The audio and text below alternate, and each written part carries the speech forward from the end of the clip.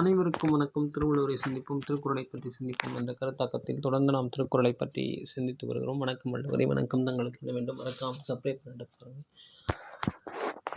மனிதருள் யார் தூசாக கருதப்படுவான்? மனிதருள் யார் பதராகவும் தூசாகவும் கருதப்படுவான்? பயனிலா சொல் பாராட்டுவானை பயனிலா சொல் பாராட்டுவானை மகன் எனல் மக்கட் பதடி எனல் மகனெனல் மக்கள் பதடினல்.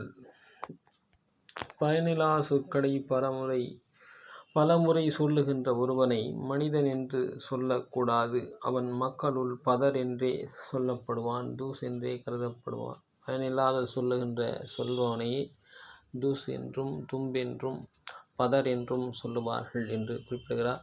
எனவே மீண்டும் சந்திப்போம், நல்லவற்றை சிந்திப்போம். பிடித்திருந்தால் லைக் பண்ணுங்கள், ஷேர் பண்ணுங்கள், மறக்காமல் சப்ஸ்கிரைப் பண்ணிட்டு பாருங்கள். நன்றி, வணக்கம்.